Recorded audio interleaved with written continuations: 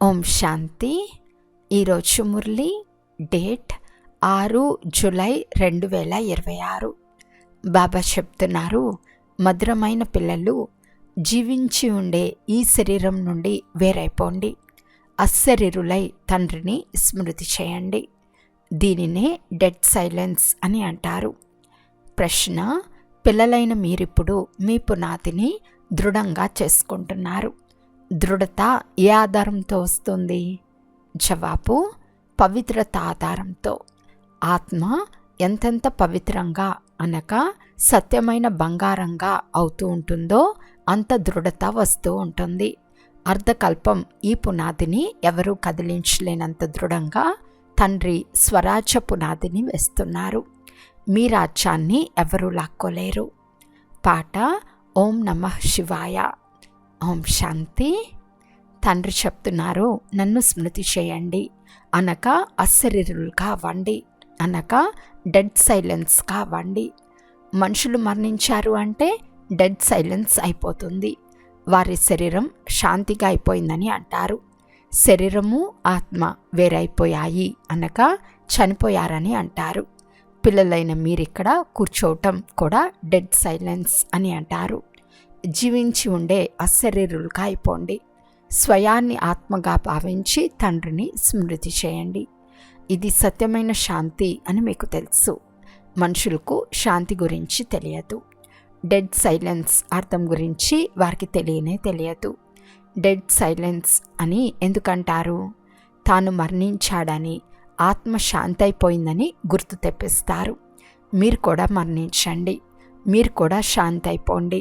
పెద్ద పెద్ద వ్యక్తులు గాంధీ సమాధి వద్దకు వెళ్ళి డెడ్ సైలెన్స్లో కూర్చోండి అనగా శాంతిగా కూర్చోమని చెప్తారు. మనము ఆత్మల్మని, శాంతి స్వరూపమని మీకు కూడా తెలుసు. ప్రపంచంలోని వారికి ఇది తెలియదు. మనము మన స్వరూపంలో స్థితులవుతాము. మన స్వధర్మమే శాంతి.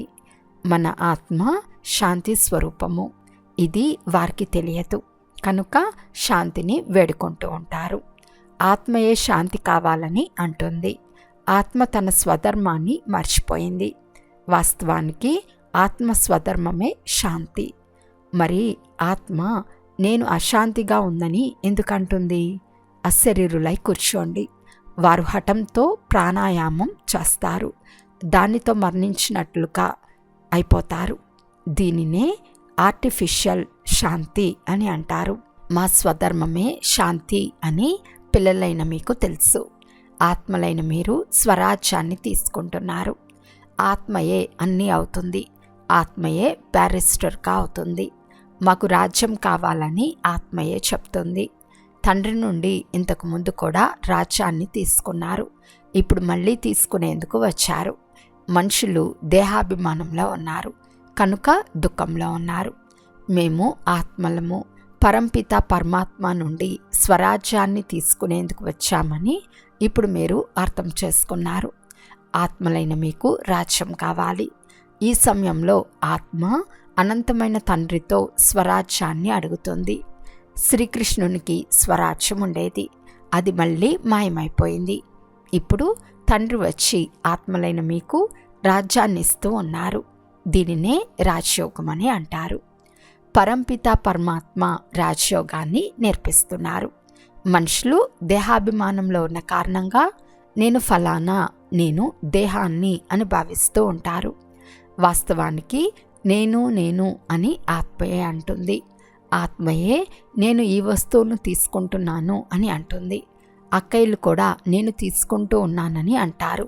వాస్తవానికి ఆత్మ పురుషుడు. ఆత్మనైన నేను తండ్రి సంతానాన్ని.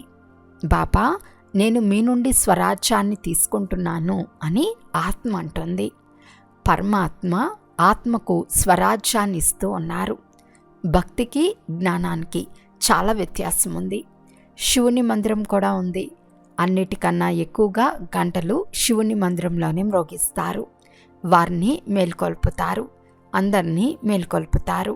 ఉదయమే భజంత్రీలు మోగిస్తారు. ఇక్కడ తండ్రి పిల్లలను మేల్కొల్పి దేవతలుగా తయారు చేస్తారు. గంటలు మొదలైనవి మోగించే మాటే లేదు. తండ్రి చెప్తున్నారు, మీకు స్వరాజ్యం కావాలంటే మొదట పవిత్రంగా అవ్వండి. లక్ష్యం బుద్ధిలో ఉంటుంది.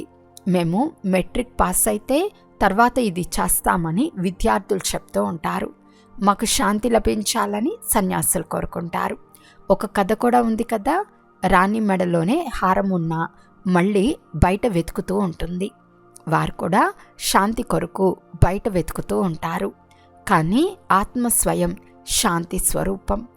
ఆత్మ తన స్వధర్మాన్ని మర్చిపోయి స్వయాన్ని శరీరంగా భావిస్తూ కూర్చున్నది. తండ్రి మళ్ళీ స్మృతినిప్పిస్తూ ఉన్నారు, మీరు ఆత్మలు, శరీరాలు కాదు. ఆత్మలైన మీరే 84 జన్మలు అనుభవించారు. ఈ విషయాలు ఇతరులెవ్వరూ అర్థం చేయించలేరు. బాబా అంటున్నారు, మీకు మీ జన్మల గురించి తెలియదు, ఇప్పుడు నేను అర్థం చేయిస్తాను. మీరు బ్రహ్మకుమార్ కుమారీలు. పవిత్రంగా అవ్వలేదంటే జ్ఞానధారణ జరగదని బాబా అర్థం చేయిస్తున్నారు. పులి పాల కొరకు బంగారు పాత్ర కావాలి అని అంటారు కదా, ఇందులో కూడా బుద్ధి బంగారు పాత్రగా అవ్వాలి. ఆత్మ తండ్రిని స్మృతి చేయటం ద్వారా బంగారంగా అయిపోతుంది. తండ్రి కూడా సత్యమైన బంగారమే. ఆత్మ తండ్రిని స్మృతి చేయటం ద్వారా ఆత్మలోకి జ్ఞానం వచ్చేస్తుంది. మీరు సత్యమైన బంగారంగా పవిత్రంగా ఉండేవారు. ఈ జ్ఞాన ప్రభావం కొందరిపై ఉండదు. తండ్రి అంటున్నారు, నేను ఆత్మలైన మీకు స్వరాజ్యాన్ని ఇస్తున్నాను. ఎప్పుడు స్వరాజ్యం లభిస్తుందో అప్పుడు పాత సృష్టి అంతమై మళ్ళీ కొత్త సృష్టి ప్రారంభమవుతుంది. మనుషులది హద్దులోని రాజ్యం. అనంతమైన రాజ్యం మనుషులకు ఎప్పుడూ లభించదు. వారు విశ్వానికి అధికారులుగా అవ్వలేరు. తండ్రి ద్వారా మీరే అలా అవుతారు. భగవంతుడైన తండ్రికి మాత్రమే మీ అందరి 84 జన్మల గురించి తెలుసు. దేవతలకు తమ జన్మల గురించి తెలియదు. ఒకవేళ తెలిస్తే దుఃఖితులుగా అవుతారు. ఎందుకంటే మెట్లు దిగవలసి వస్తుందని దుఃఖిస్తారు. రాజ్యం యొక్క సుఖమంతా అదృశ్యమైపోతుంది. మనము ఆత్మల్మని ఇప్పుడు మీరు అర్థం చేసుకున్నారు. ఇందులో సంశయపడే మాటే లేదు. ఒకరి నుండి ఒకరు వింటూ ఉంటే వృద్ధి చెందుతూ ఉంటారు. ఈ దైవీ ధర్మ వృక్ష స్థాపన జరుగుతూ ఉంది. మా బ్రాహ్మణ కులం వారు వచ్చి ఉన్నారు.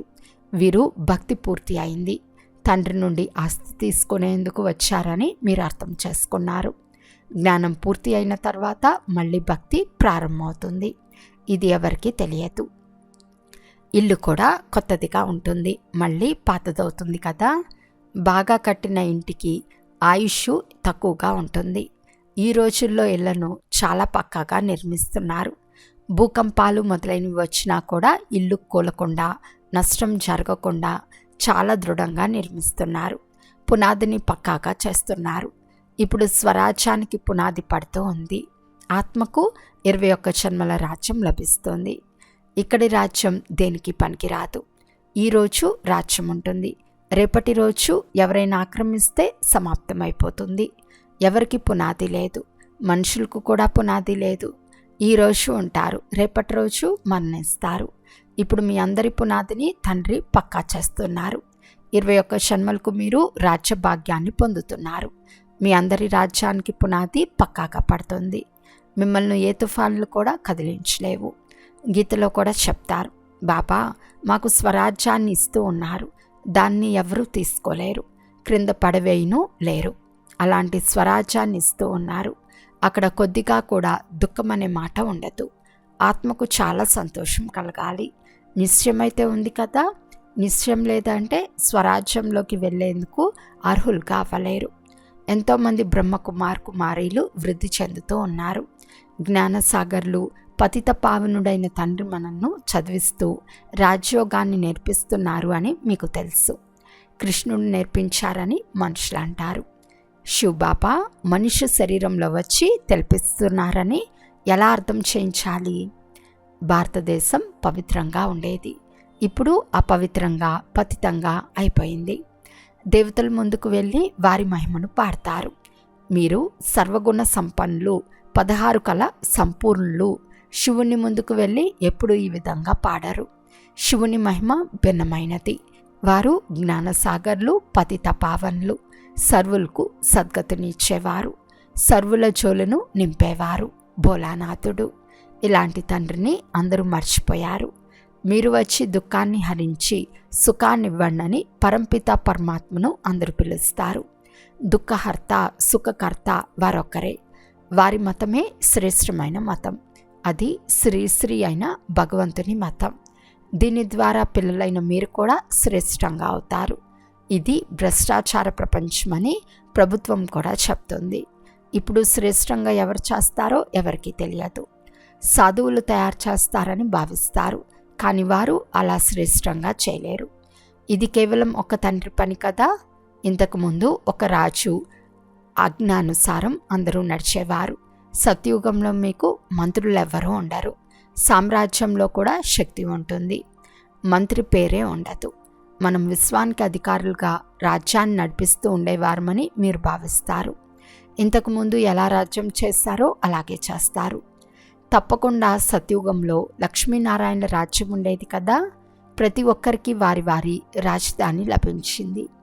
కృష్ణునికి తన రాజధాని ఉండేది. వేరే రాజులు కూడా ఉంటారు కదా. తక్కువలో తక్కువ 8 మంది ఉన్నారు కదా. 8 లేక 108 మంది ఉంటారో అన్నది పోను పోను తెలుస్తుంది. అంతిమంలో ఏ జ్ఞానాన్ని ఇవ్వాలో అది ఇప్పుడే ఇస్తారని కాదు. ఎవరైతే జీవించి ఉంటారో వారికి తండ్రి జ్ఞానాన్ని ఇస్తూనే ఉంటారు. ఇవ్వవలసిందే కదా. డ్రామాలో ఫిక్స్ అయి ఉంది. ఇప్పుడు పరమాత్ముని పాత్ర నడుస్తూ ఉంది. ఇప్పుడు ఈ జ్ఞానాన్ని ఇచ్చే పాత్ర ఫిక్స్ అయి ఉంది. తండ్రి అంటున్నారు, మీరు ముందుకు వెళ్ళే కొద్దీ రోజు రోజుకు మీకు అర్థం చేయిస్తూ ఉంటారు. మనం అక్కడ రాజ్యం ఎలా చేస్తామో, స్వయంవరం ఎలా జరుగుతుందో కూడా తెలియాలి. వైకుంఠానికి వెళ్ళి అక్కడ ఎలాంటి బంగారు మహల్లు ఉంటాయో మీరు ధ్యానంలో చూస్తారు. బంగారమే బంగారం ఉంటుంది. స్వయాన్ని పారస్పురిలో చూస్తారు. బంగారు ఇటుకల ఇల్లు తయారవుతూ ఉండటం చూస్తారు. కొన్ని ఇటుకలను తీసుకెళ్ళమని అనుకుంటారు. ధ్యానము నుండి క్రిందకు దిగినప్పుడు స్వయాన్ని ఇక్కడ ఉన్నట్లుగా చూసుకుంటారు. మీరాబాయి కూడా ధ్యానంలో స్వయాన్ని కృష్ణుని జతలో రాసి చేస్తున్నట్లు చూసేది. మీరు సూక్ష్మవతనానికి వెళ్తారు. అక్కడ ఎముకలు మాంసం ఏవి ఉండవు. ఫరిస్తాల్గా అయిపోతారు. బ్రహ్మ సూక్ష్మ శరీరాన్ని కూడా చూడగలరు. ఈ బ్రహ్మనే ఫరిస్తాగా అయిపోతారు. మీరు పూల తోటల్లో మొదలైన వాటిని చూస్తారు. తండ్రియే సాక్షాత్కారం చేయిస్తారు. బాబా మాకు సుబీ రసాన్ని త్రాగించారని మీరంటారు. ఇప్పుడు సూక్ష్మవతనంలో అయితే తాగించరు. పూలు ఫలాలు వైకుంఠంలో చాలా ఫస్ట్ క్లాస్గా ఉంటాయి. సూక్ష్మవతనంలో తోటలు మొదలైనవి ఉండవు. తోటల్లోకి వెళ్ళాము, అక్కడ రాకుమారుడు ఉన్నాడని మీరు చెప్తారు. అది వైకుంఠం కదా. వైకుంఠంలోని వైభవాలు ఇక్కడ లభించవు. అక్కడ ఫస్ట్ క్లాస్ వైభవాలు ఉంటాయి. తండ్రి అంటున్నారు, నేను మిమ్మల్ని వైకుంఠానికి అధికారులుగా చేస్తాను. ఇక్కడ దుఃఖమే దుఃఖం ఉంది. ఓ భగవంతుడా, దుఃఖం నుండి విడుదల చేయండి అని అడిగే మనుషులు అక్కడ ఎవరు ఉండరు. దుఃఖంలోనే స్మృతి చేస్తారు. కృష్ణుని పూజారులు కృష్ణ కృష్ణ అని అనమని అంటారు. హనుమంతుని పూజారులు జై హనుమాన్ అని చెప్పమంటారు. ఇక్కడ నిరంతరం తండ్రిని స్మృతి చేయమని తండ్రి అంటారు. అంతిమంలో ఎవరూ స్మృతి రాని విధంగా స్మృతి చేయండి. కాశీ కల్వట్లో దూకేవారు. దానిలో దూకినప్పుడు చేసిన పాపానికి జన్మ జన్మాంతరాల శిక్షలను అనుభవించినట్లు అనుభవం అవుతుంది. చాలా పాపం చేసి ఉంటారు. దీనిని పాపాత్ముల ప్రపంచమని అంటారు. ఆత్మ పాపిగా ఉంది. ఓ పరంపిత పరమాత్మ, పరంధామంలో నివసించే శివబాబా అని ఆత్మయే తండ్రిని పిలుస్తోంది. వారి అసలు పేరు ఒక్కటే, శివబాబా.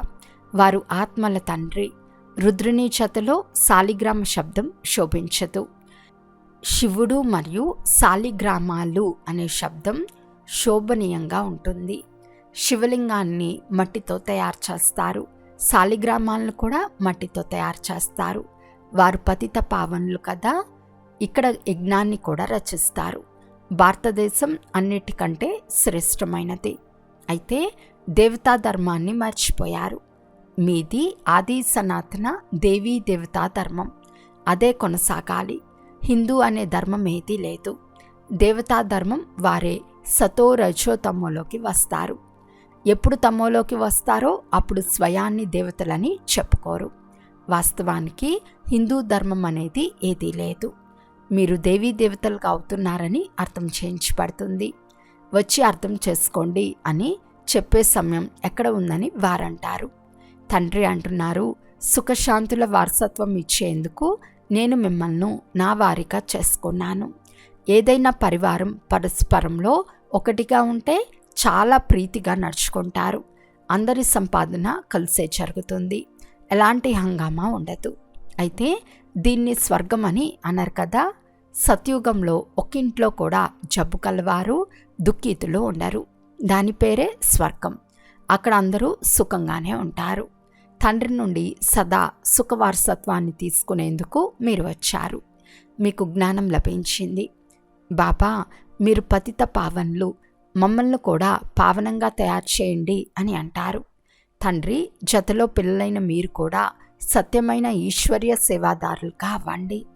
అచ్చా, మధురాతి మధురమైన అపురూపమైన పిల్లలకు మాతాపిత బాప్దాదాల ప్రియ స్మృతులు మరియు గుడ్ మార్నింగ్. ఆత్మిక పిల్లలకు ఆత్మిక తండ్రి నమస్తే. ఆత్మిక తండ్రికి ఆత్మిక పిల్లల యొక్క ప్రియ స్మృతులు మరియు నమస్తే నమస్తే నమస్తే. ధారణ కొరకు ముఖ్య సారము. ఫస్ట్ పాయింట్, స్వరాజ్యాన్ని తీసుకునేందుకు పవిత్రతా పునాదిని ఇప్పటి నుండే దృఢంగా చేసుకోండి. ఎలాగైతే తండ్రి పతిత పావనుడో అలా తండ్రి సమానం పావనంగా అవ్వాలి. సెకండ్ పాయింట్, మీ స్వధర్మమైన శాంతిలో స్థితమై ఉండాలి. ఎంత సాధ్యమవుతుందో అంత దేహాభిమానం వదిలి ఆత్మాభిమానులుగా ఉండాలి. డెడ్ సైలెన్స్ అనగా అశరీరిగా ఉండే అభ్యాసం చేయాలి. ఈరోజు వరదానము. ఇతర ఆత్మల సేవతో పాటు సొంత సేవ కూడా చేసుకునే సఫలతామూర్త్ భవ. సేవలో సఫలతామూర్తి కావాలి అంటే ఇతరుల సేవతో పాటు మీ సొంత సేవ కూడా చేసుకోండి. ఏదైనా సేవ చేసేందుకు వెళ్ళినప్పుడు సేవతో పాటు తమ పాత సంస్కారాల అంతిమ సంస్కారం కూడా చేస్తున్నామని భావించండి. సంస్కారము ఎంతగా చేస్తారో అంతగానే సత్కారం లభిస్తుంది. ఆత్మలందరూ మీ ఎదుట మనసుతో నమస్కారం చేస్తారు, కానీ బాహ్యం నుండి నమస్కారం చేసేవారిని తయారు చేయకండి. మానసిక నమస్కారం చేసేవారిని తయారు చేయండి. స్లోగన్: బేహద్ సేవ యొక్క లక్ష్యం ఉంచుకుంటే హద్దు బంధనాలన్నీ తెగిపోతాయి. అవ్యక్త సూచన: జ్వాలాముఖి స్థితిలో ఉండి శక్తిశాలి స్మృతిని అనుభవం చేయండి. ఎంతవరకు మీ స్మృతి జ్వాలారూపంగా అవ్వలేదో అంతవరకు ఈ వినాశ జ్వాల కూడా సంపూర్ణ జ్వాలారూపాన్ని తీసుకోదు. తీవ్రమవుతుంది, మళ్ళీ శీతలమైపోతుంది. ఎందుకంటే జ్వాలామూర్తులు మరియు ప్రేరక ఆధారమూర్తులైన ఆత్మలు ఇప్పుడు స్వయమే సదా జ్వాలారూపంగా అవ్వలేదు. ఇప్పుడు జ్వాలారూపంగా అవ్వాలనే దృఢ సంకల్పం తీసుకోండి. అంతేకాక సంఘటిత రూపంలో మనసు బుద్ధి యొక్క ఏకాగ్రత ద్వారా శక్తిశాలి యోగం యొక్క వైబ్రేషన్లు నలువైపులా వ్యాపింపచేయండి. అచ్చా, ఓం శాంతి.